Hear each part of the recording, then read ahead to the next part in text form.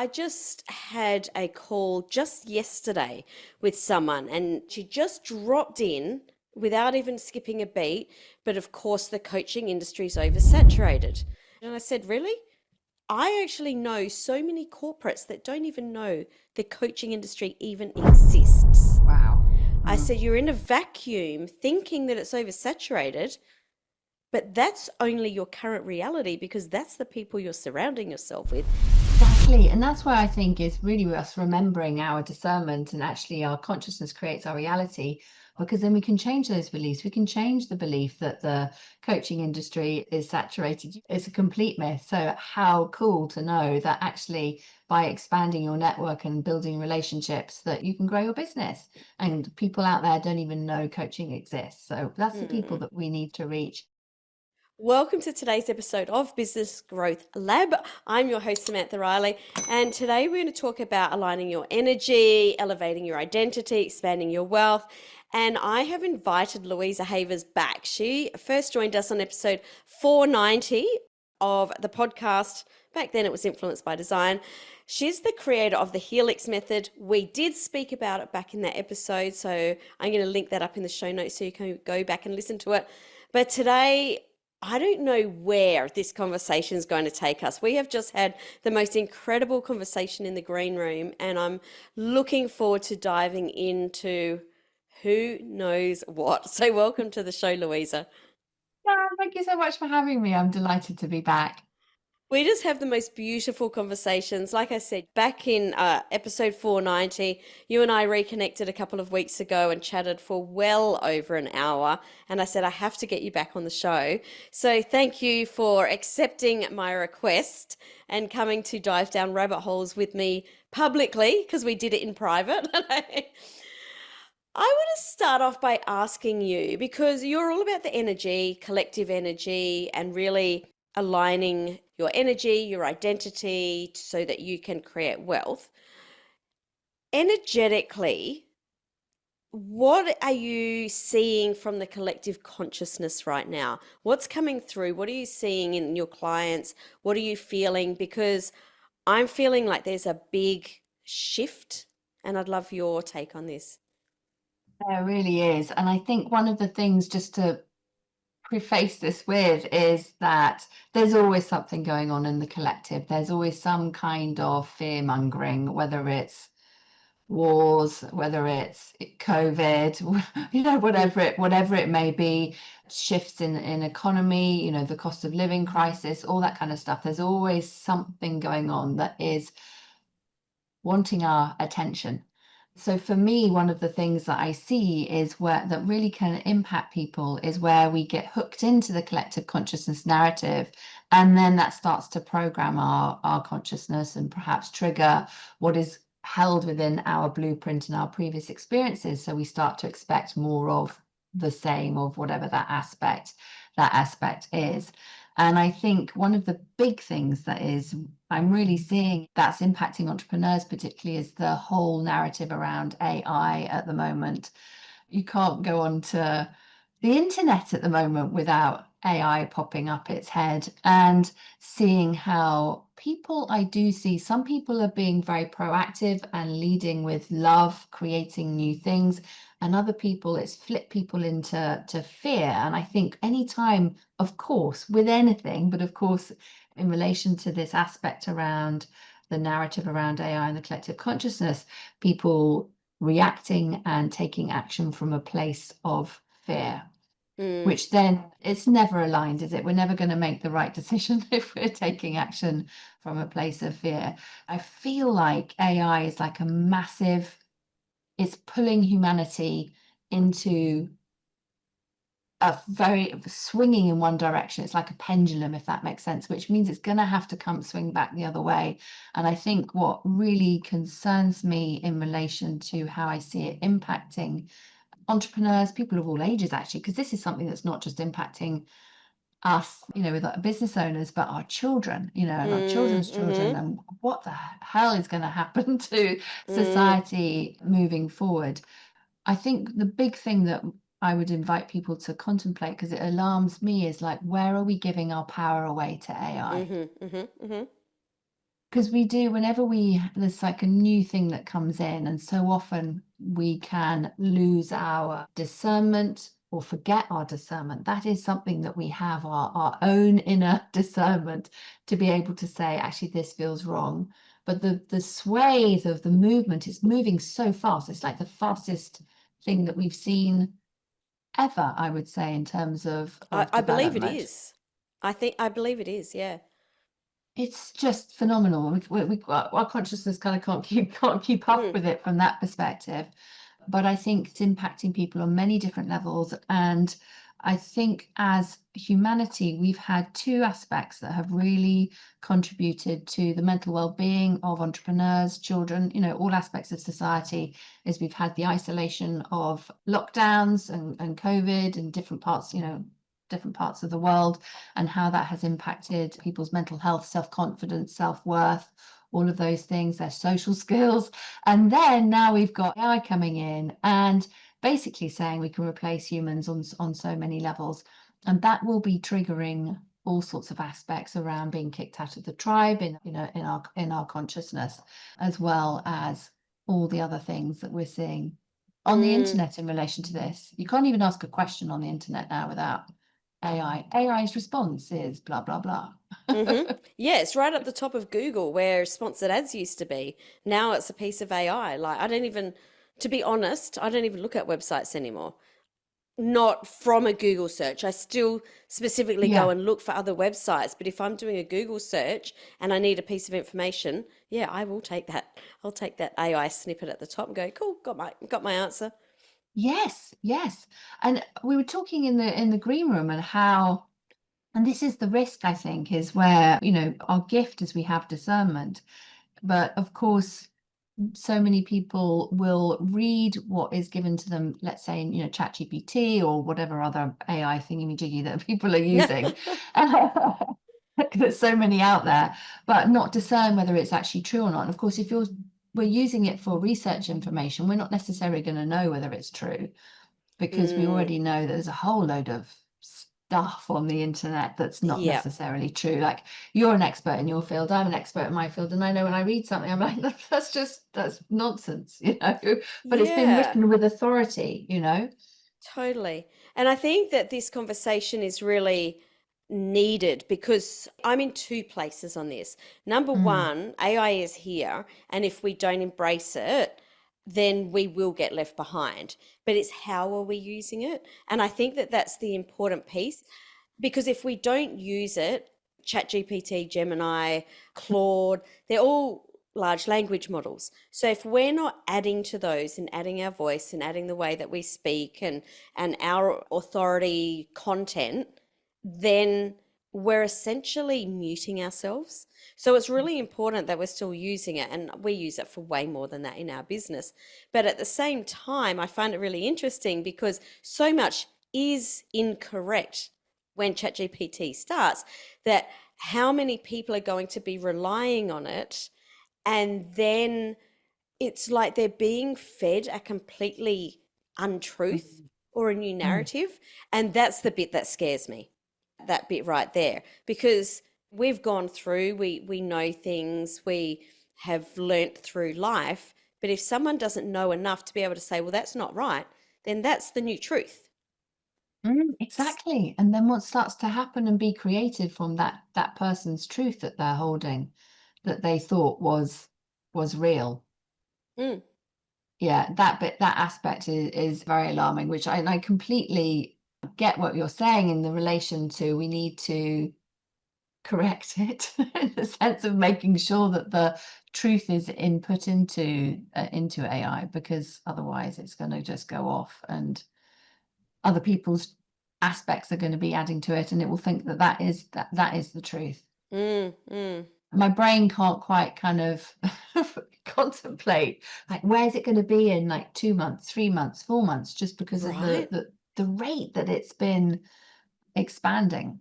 Yeah, it's absolutely incredible. And I know that I've got some really good friends that are very at the forefront of AI, I guess. Mhm. And they talk about things that are happening that they foresee will happen in this year. And I'm like, really? I can't even imagine what that's going to be like. And you're saying this year, Wow. I'm equal parts absolutely terrified and Mm. excited. And I can't I can. quite pick which one it is. But can I have a foot in both camps and be both? Like walk with that foot in the terrified is going to give you the discernment, isn't it? And then being able True. to recognize the exciting parts, I think. Yeah, it's that for me, it's that aspect of then how is this all impacting our consciousness and our Mm-hmm. energy field? And how do businesses evolve and embrace it? And one of the big things I think we can see, and I know I've certainly seen a lot of conversations on the internet around this, around you can tell when AI's written somebody's marketing Mm-hmm. copy, where we've got lazy, where because it can churn it out in like a nanosecond, and people aren't kind of really checking, actually, is this how I would say this? Is this how my ideal client would speak? Because they're not doing it, because it's almost like marketing, the voice has become so samey. I don't know if that Mm, resonates, but I mm, certainly am seeing it. I'm like 3 sentences in, I'm like, that's been written by ChatGPT. And I mm. can't feel people's, from an energetic perspective, I really feel people's energy. And like if it's been written by AI or people are using those AI photos and things, like I just can't feel your energy and it doesn't feel authentic. I couldn't agree more. And it's amazing how quickly we've become accustomed to how ChatGPT writes. Like you can pick it so quickly. And I do use ChatGPT to bounce ideas off, to come up with ideas for content. I will run it through something that I've written. So I'll generally Mhm. start with an idea and maybe run it through at the end. But in the middle, it's all me Yes. because I'm a creative. Like, my first business was a dance studio. I've been a creative my whole life, drawing and art and painting and dancing and choreographing and writing. And that's the thing that lights me up. And like you said, we feel the energy behind the words. So if we're not lit up creating our content, then the energy is not coming through. And people are not necessarily aware of it, but you can already, like you and I said, you read something that's purely written by ChatGPT and you switch off. You're just like, I'm moving on already. So it's just adding to a noise that we don't want to hear. So true, so true. And we've got enough noise. We've got enough noise. Plenty enough noise. We really have. I think that piece for me around people are going to crave authenticity more and more, I think, Yes. because of course, as humans, we've always wanted it, but I just think it's being highlighted that that is going to be people's superpower in this world where you've got a robot basically that can work faster than any human could possibly ever. And how do we, as you were saying earlier, embrace it, work with it, collaborate with it, partner with it, but actually retain our discernment and our authenticity along the way? Absolutely. I'll tell you a funny little story. It was my father's 80th on the weekend, and we had all of the family fly in from all over Australia. We had a big party for him. Ah, And sort of after lunch, we were with some family members that a lot of us hadn't seen for 10 years, and we opened up quite a lot of wine. Actually, were having a great time. And one of the yeah. things we were laughing about was the fact that most of all the cousins now are all over 50 and we all need reading glasses. So we were having this little bit of a joke about that. And anyway, at one point someone in the group said something exceptionally funny and we all laughed, and someone else went, "Gee, that was quick." And we started to take that and say, like, are people going to lose that? The conversation went to, are people going to lose that? And we had this bit of a funny moment where all afternoon we were all pretending to pull a note out of our pocket and kind of put our reading glasses on and read the reply to the funny jokes. And we were saying, is the art of just the quip going to be lost? And Oh it my was a word. really interesting conversation.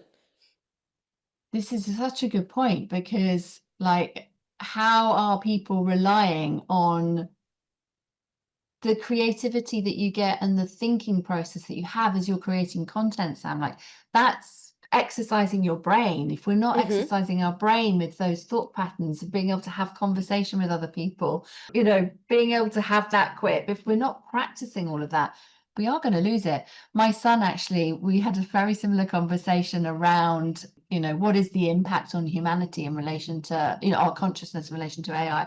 So he put into Google, what is the impact? Of course, AI answered, which was just kind of ironic in itself. And it's along the lines, it basically said, if people aren't going to be using their cognitive thinking skills, their problem solving skills, their conversational skills, their creativity skills, because they're going to be leaning on AI, my language, too much, they're going to use it. My son said, so basically humans are going to become dumber.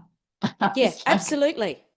Yeah, which Absolutely. is, so how do we navigate this as entrepreneurs so that humans don't become dumber? We continue to evolve. We don't kind of, what's the word, undo society. It's our own undoing, isn't it, of society? We've created that. Absolutely.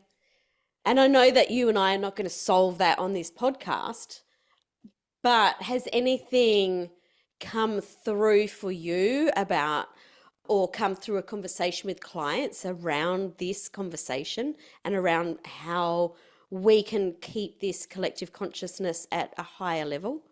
I think that, just thinking of, we've had more conversations with clients around the aspect of that discernment piece in relation to AI. Certainly when I've been having conversations with people more from the kind of business coaching sort of aspect, I think for me, the piece that, and this feels like this is a prompt for me to bring this forward with the clients that I do train in Akashic Records and energy psychology, is around how do we help our clients to have that discernment, that energetic discernment, because that's the piece. Because AI is going to get better and make less mistakes and all that Of sort of stuff. And course. as more people are correcting it, and hopefully we'll get to a sort of a state of where you can say, most of it's accurate, type of thing. But I think that piece of where our humanity is our intuition. Mm.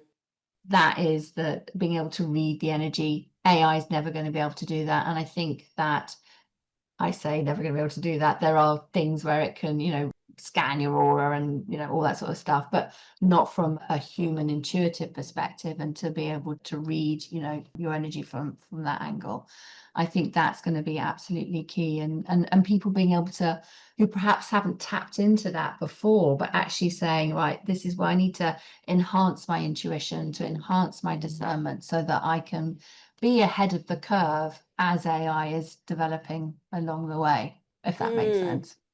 It all makes perfect sense. I know that one of the things you talk about is really elevating your identity. Mm. I've had a lot of conversations with good friends just recently that we are seeing a lot of people that aren't able to do that because their nervous systems are absolute like overwhelm. I think that COVID really brought that forward, and I even though it was 5 years ago, I still don't think that collectively we've worked through that, and I don't think from a personal level we've worked through it. I think we've all just stuffed it down and got, okay, keep going, even though it's not around anymore. It doesn't affect us anymore outside of us. I still feel like it's our nervous systems are shot. We've got fast AI moving quickly. We've got, you and I were talking about, things like cost of living crisis and all sorts of awful, awful things happening around the world. How are you seeing this play out in the entrepreneurship space right now? This is so key, because of course, if we are in that space where we are responding to what we're seeing outside of ourselves, and then allowing, because there's always a feedback loop, isn't there? We have our identity that shapes our beliefs, the emotions that we're feeling, the actions that we're taking, that creates our reality. And then we see the result, and it feeds back into the actions that we're taking, the emotions that we're feeling, the beliefs that we hold, the self-concepts and identity. So if we're just kind of allowing that to play through, and we haven't specifically done anything in relation to around how all of that previous experience around whatever happened in, if we take the last 5 years, my goodness, in the last 5 years hasn't so much It's happened. crazy, isn't It it? just doesn't sound like it's only 5 years, like, oh my word. But if you think about how our nervous systems have been impacted in the last 5 years, like our identity, often people will think of it as, it's psychology, so it's in our minds, but we know that our minds are in our body. So everything is in our body and in our nervous system. So if we haven't done that inner work, then our nervous system is going to be responding to what it's anticipating that had happened previously. And so we see this time and time again in showing up in people's businesses. For example, people will know that if they've had, let's say, a divorce or a grown up with a toxic parent, etc., and they've done the inner work, they'll recognize and they can see how those patterns play out in their business. And ultimately, they may be afraid of, let's say, being more visible because they're afraid that someone like their mum, for example, is going to show up in their business. And so they don't really want that relationship to play out again. And so the nervous system's going to create procrastination and breaking their computer, so whatever it is, so that they can't be visible. And they'll tell themselves all sorts of stories. So we've got that, so we know that that's already there. So let's take that and think about what actually happened in COVID. Where were the traumas? What is your body holding? What is your nervous system still holding, still anticipating that they may be running in your field and therefore in your business? Because I know certainly in the coaching industry, a lot of people experienced a bit of a boom in 2020 because suddenly everyone was at home, they're online, they can't go and see their friends. So group coaching program, fantastic. I get to see some, connect with people, be in community, which was completely stripped away from us unless you were breaking the laws in the country that you're in. I mean, isn't it a funny old thing to think that was even a concept that, you weren't allowed I can't remember in the UK, it was like no more than 6 people could gather at one point, and you had to be, when they started easing it. Before that, of course, you weren't allowed to see anybody. Yeah. But all of that, being separate from your tribe is such a deep fear that when we have other adult experiences, childhood experiences as well, that impact on ourselves, it triggers that old fear within us. And then if we aren't aware of it, that's part of our identity, and our identity is going to do, or our default set points are going to do everything they can to keep that identity the same. I always say our subconscious wants to have 100% success rate in delivering its programming. In fact, it will have 100% success rate in delivering its programming, whatever that may be, including what we picked up and what our body thought about and made of, our experience in COVID. What is our body deciding and making an experience of? Whether you had a bad month in sales, for example, a launch that might not have gone how you wanted it to go. And certainly I know through conversations with colleagues that entrepreneurs, if they're in that marketing space, may have had that experience where what was working suddenly isn't working, and then the impact on the nervous system in relation to that. And then as a result of that, new beliefs will have come in that we might not have be aware of, and then we're creating a reality from that place. Yeah, I just had a call just yesterday with someone, and she was just chatting away, and she just dropped in without even skipping a beat. But of course, the coaching industry is oversaturated. And I let her keep going. And when she finished, I said, do you mind? I just picked up something that's really interesting. I said, you said that the coaching industry was oversaturated. This particular person ran workshops for corporates. And she said, it's oversaturated. And I said, really? I said, I actually know so many corporates that don't even know the coaching industry even exists. Wow. I said, you're in a vacuum thinking that it's oversaturated, but that's only your current reality because that's the people you're surrounding yourself with. It's not oversaturated at all. In actual fact, the coaching industry, even though it might be growing quickly, it's actually not a huge market. It's actually a tiny market. And these are some of the things that can really affect us. And like you said, they could, they bounce back and go, oh, well, that launch didn't work because the coaching industry is oversaturated. I can't get clients now because it's a cost of living crisis. I can't be because of, and things that aren't even true. They are true to you. I'm not downplaying that, but they not might not be true in a bigger picture.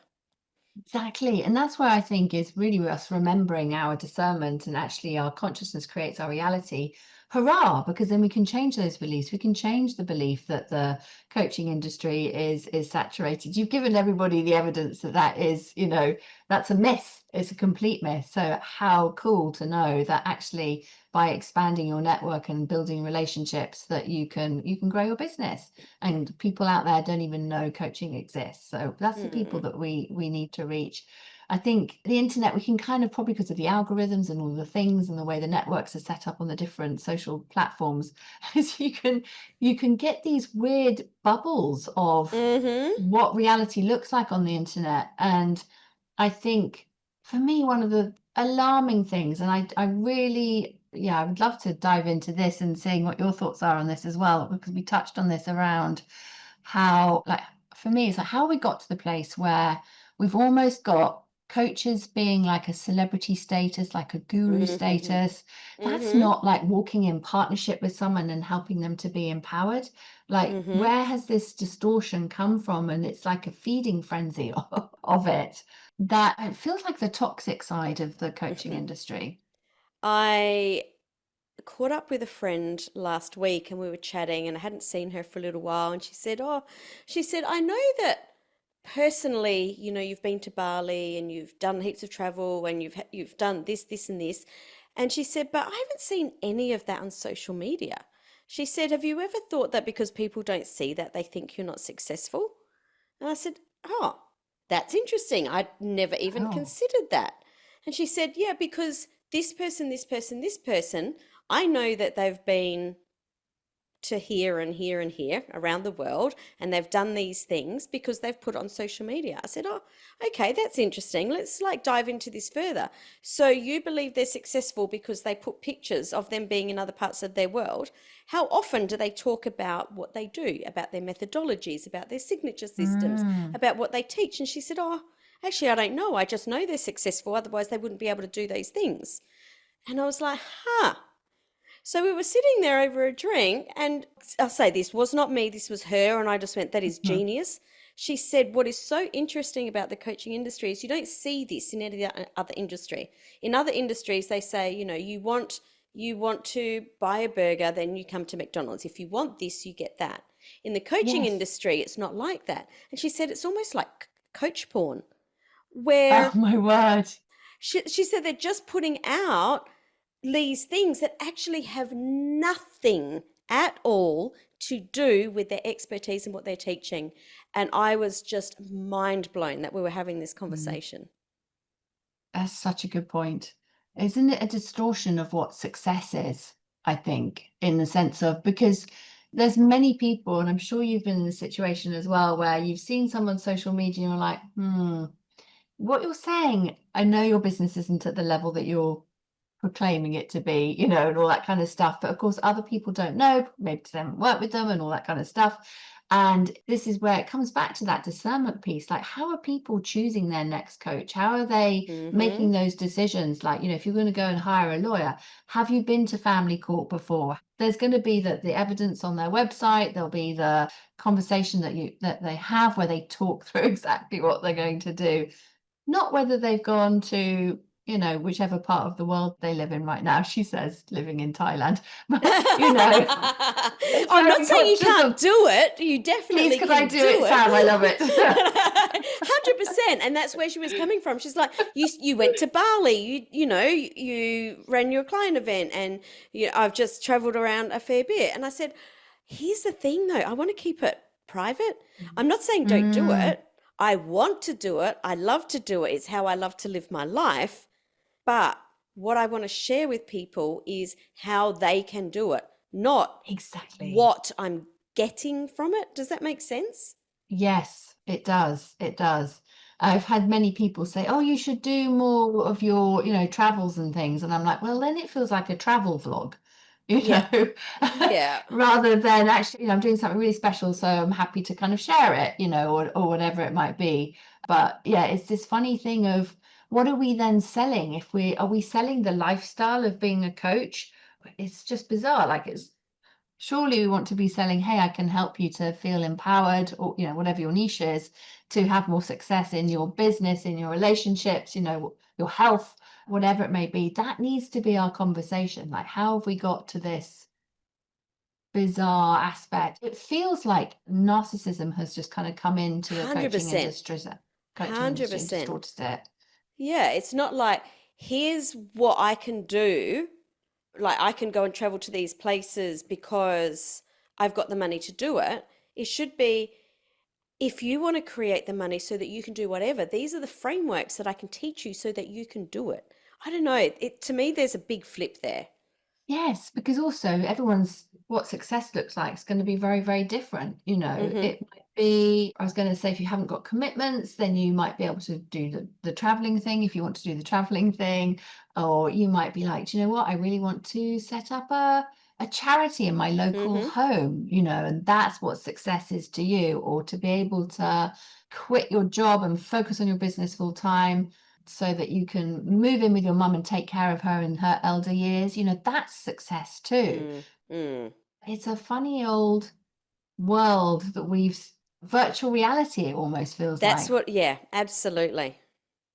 where we've stepped into and we are receiving all this information, and it's being programmed in our subconscious. If you just think how many people, and I include myself in this, you're like, oh my God, how am I scrolling on Instagram through and flicking through? How am I doing this? Like, like, and then I'm picking up all these messages that are all going into my consciousness, and I'm forming beliefs without even realizing it, because it's almost like being hypnotized. You're in a hypnotic state when you're in that Uh-huh. going down the scroll hole. The scroll hole. So no one wants to go down the scroll hole. No, but it's extraordinary how you can go, oh my God, that's 5 minutes gone, or even longer before you kind of snap out of it and then realize, great, I've just wasted 20 minutes of my precious, precious life that I'm not going to Mm, get back.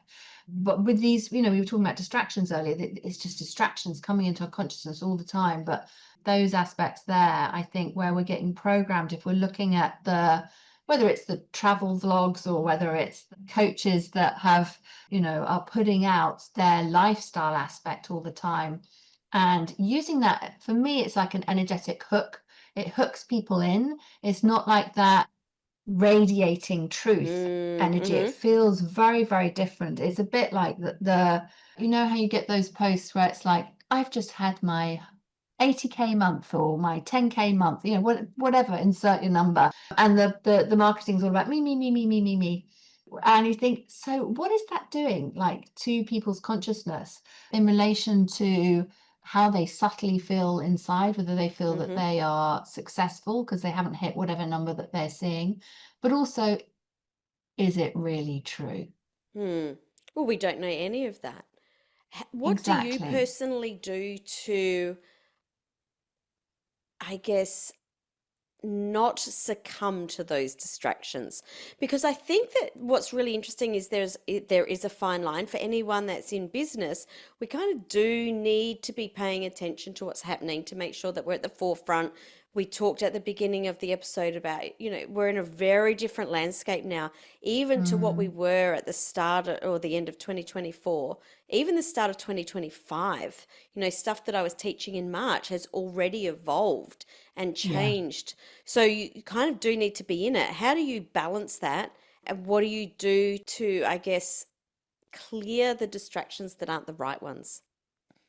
Yeah, that's a really good question. And I was going to say, don't get me wrong, because I can get distracted too. Oh, I mean, Like we're all confession human, time. right? Like, I love TikTok, and I just will give myself some time to go down the scroll hole on TikTok every now and again, just Yeah. because I enjoy it. But, Yeah, well, it's the you, dopamine hit, isn't it? And then we get addicted to that dopamine hit. So I think for me, as I've really recognized when I catch myself doing those things, one thing I'd invite people to do as well, if it resonates, is to just call your energy back from wherever we've allowed our consciousness to be in that scroll hole and to be hypnotized, because we don't know what we've necessarily picked up or where we're seeing those hooky kind of posts. Like, I think for me, it's becoming easier and easier to see, like we're talking about, you can tell AI, it's written that post.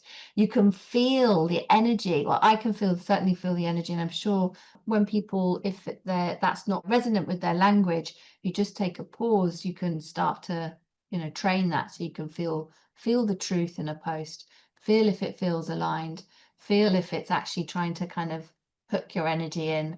And if someone is running that, and often I think, as a bit of an aside, people are perhaps naive to picking up what they think success looks like, and they have to position themselves in a successful way rather than in an authentic way.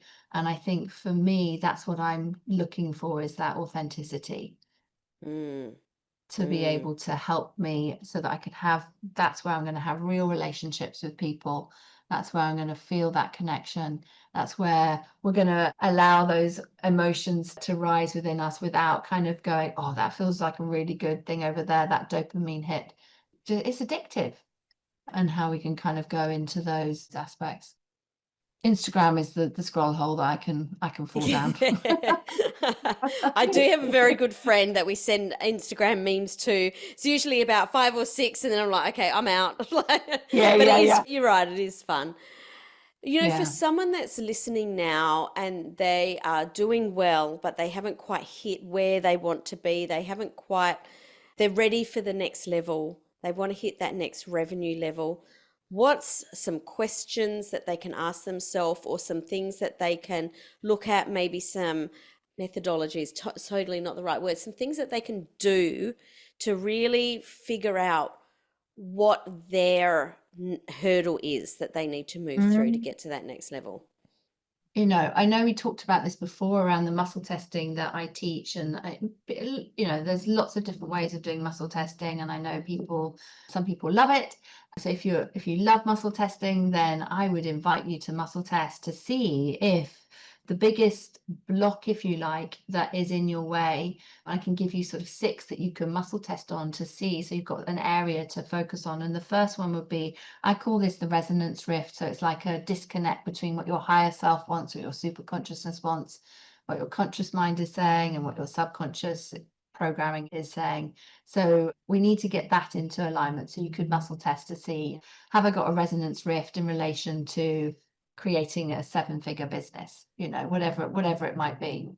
And the other aspect would be, because we all have specific set points in relation to how much money we're going to allow in, how much success we're going to allow in, how much love we're going to allow in, how worthy we feel, all aspects. And we all have the energetic, psychological, and physiological set points.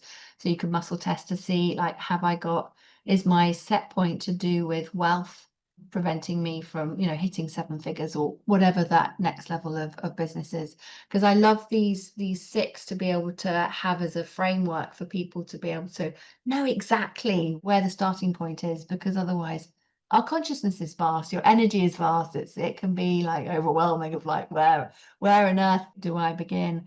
And of course, I've worked with so many people where they will tell me, no, I've seen this over here, this is the direction. And I'm like, well, and we work through it, and then I'm like, well, isn't it incredible how your consciousness created that as the direction to go in, as a way to distract you from actually where you need to go? So we need to be Mm, mindful of that, of how we can create diversions for ourselves. And the third one is where our current identity becomes the block, because we cannot create that next level from this current version of ourselves. I cannot create my next level of business from this current version of me. So I need to do the identity work to be able to create that next reality, to be able to expand the team, to be able to expand the revenue, whatever it may be. Of course, there's all sorts of different business models that people can follow to create that reality. And the fourth one, you can muscle test on, is like, is this down to my nervous system? Because nervous system regulation is absolutely key, and it's impacting everything in our energy field. And I link it in with, I think we talked about this last time, Sam, around when we've had a trauma.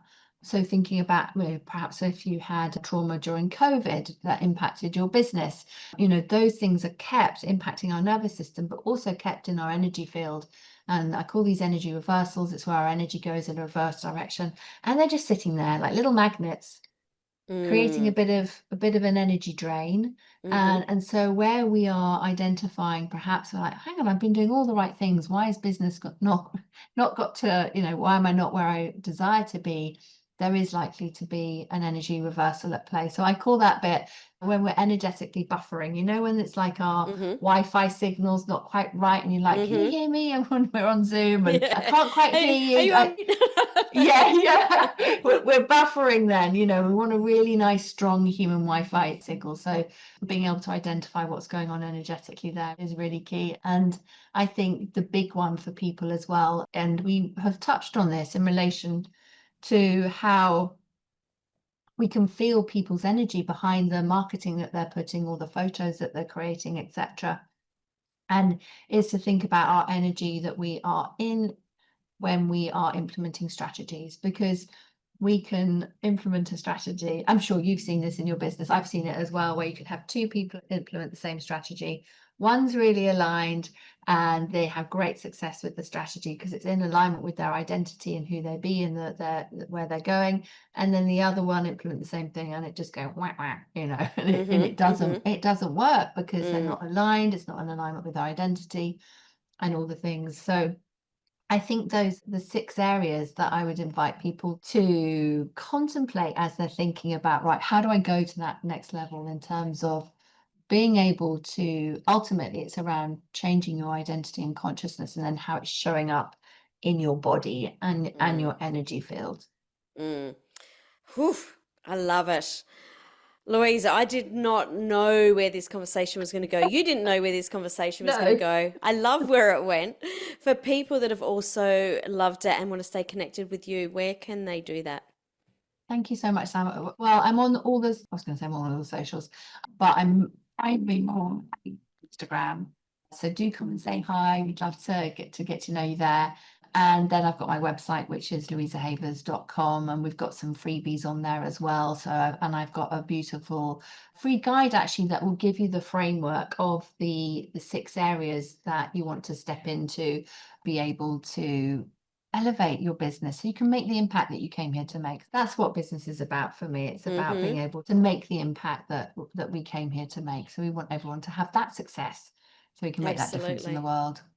I couldn't agree more. I think entrepreneurs make the world, they shape the world, and that's so important. So we'll have the links right below where you're listening to this so you can get a copy of that free resource from Louisa. Thank you so much for joining me again on the show. It's been such a pleasure. I always love to chat with you. We always go down so many rabbit holes, and it's just been such a pleasure to share that with our audience today. So, thanks for coming. Thanks so much for having me, Sam. Loved it. Absolutely loved it.